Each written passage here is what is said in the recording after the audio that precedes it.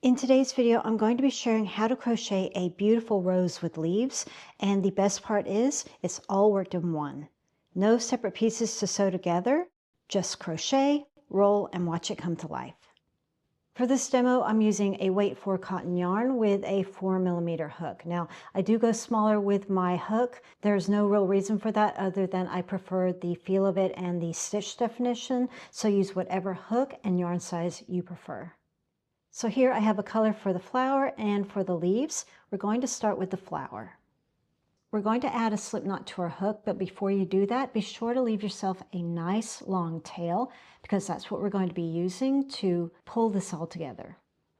Now add a slip knot to your hook and chain 4. Next, add a double crochet into the very first chain.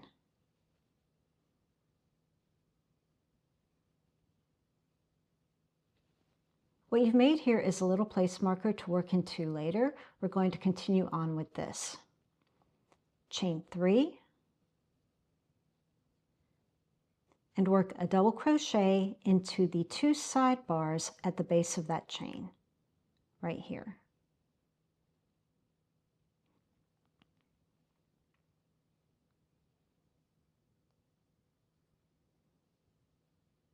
Okay, so now we have 2 place markers.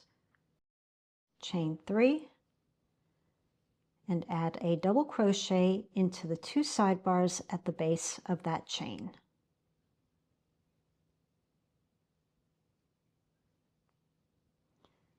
Continue doing this until you have 9 place markers. Next, chain 1 and turn. The chain 1 does not count as a stitch, it's just there to give you a little bit of wiggle room. If you need more, then chain 2. The rounded area is going to be at the top. Next, we're going to work 7 double crochets into the place marker. Treat it like a chain space.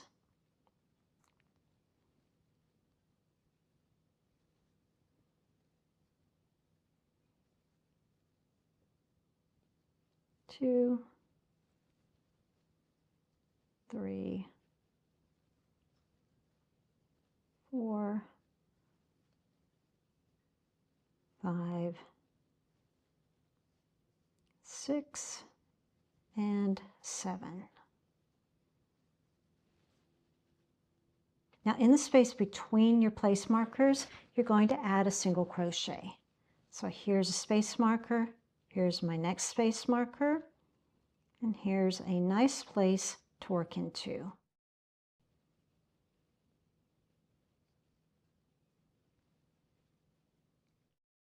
Now we're just going to continue this across. We're going to do 7 double crochets in the next marker and a single crochet in between those place markers.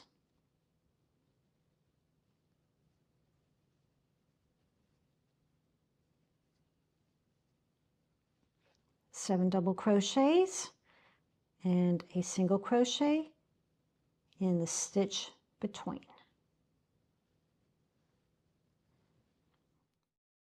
Continue doing this until you have 2 place markers left. Okay, I finished my last 7 double crochets with that final single. I have 2 place markers left, and this is where we're going to place our leaves. I'm not going to fasten off, I'm just going to join into the side bars of the previous stitch. So I'm removing the hook from the yarn, going into the side bars, grabbing my green, and pulling it through. Pull on the old yarn, snip. I'm going to tie those 2 ends together to hold them in place. Double knot if you like, it doesn't matter, it's going to be hidden. And now we're going to make our leaves. And as I'm making the leaves, I'm going to work over these tails. That way I won't have to weave them in later. To begin our leaf, we're going to add a slip stitch into the next place marker. And when I do that, I'm going to work over the tails.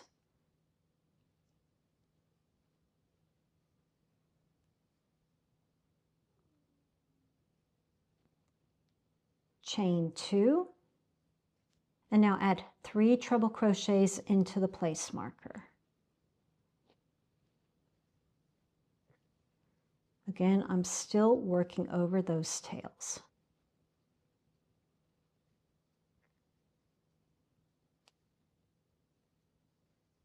Two,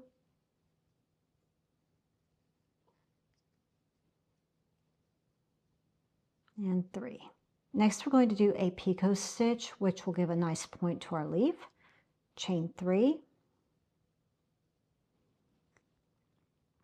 and work a slip stitch into the 2 sidebars at the base of the chain. So right here.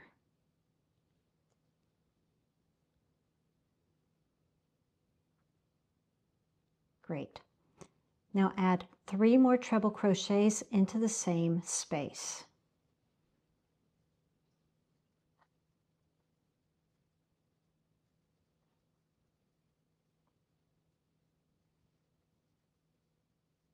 Awesome. And to complete our leaf, chain 2 and add a slip stitch into the same place. And that's your first leaf completed. We're just going to repeat that in the next place marker. Add a slip stitch, chain 2. 3 treble crochets into the place marker.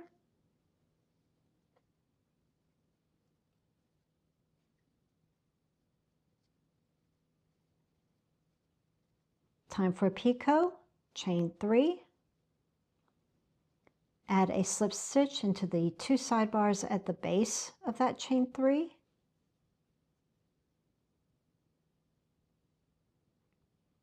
And 3 more trebles into the same space.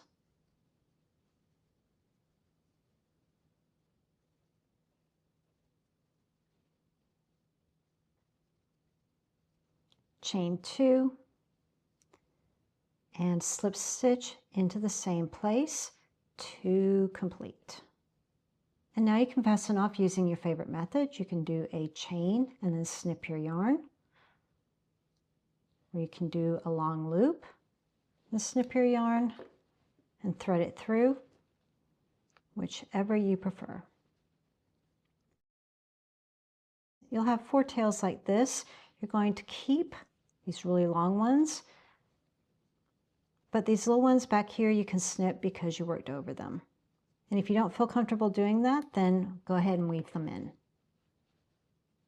And this is where the fun begins. Make sure that your flower and leaves are facing the same side. Everything is nice and smooth. This is what we're going to be using to pull this all together. You're going to take your long tail and weave it through the base of your leaf and petals. Now you can do this with your fingers, your crochet hook, or even a yarn needle. I find that the yarn needle is the fastest, but you can definitely do it however you want. We're just going to go in to the base and pull it through.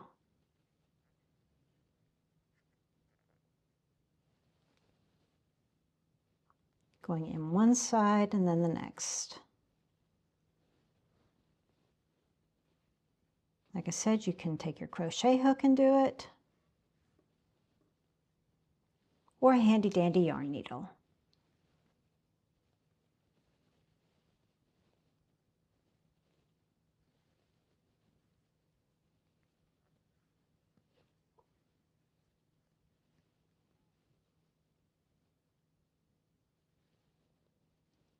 Now, one thing that I do like to do is get it into the tip.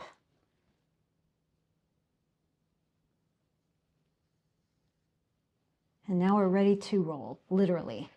Have the front side of your work facing you, or in other words, the right side. Starting at the tip, you're just going to roll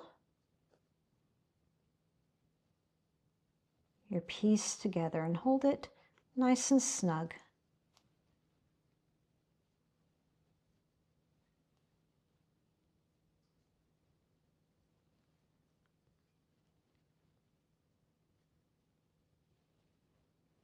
And pull.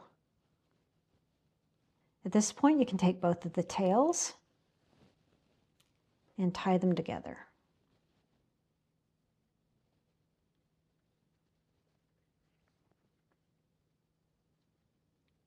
Now this is going to give you a really nice hold, but if you want to take it a step further, at this point you can take your tails and weave them in more.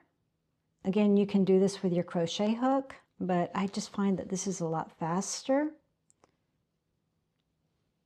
Just tacking it in where it looks like it could use it.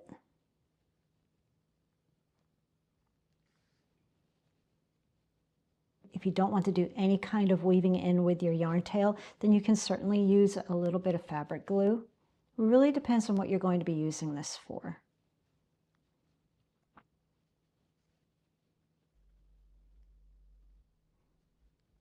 I'm just catching different layers. And then when you're happy with it, just tie those ends and weave them in.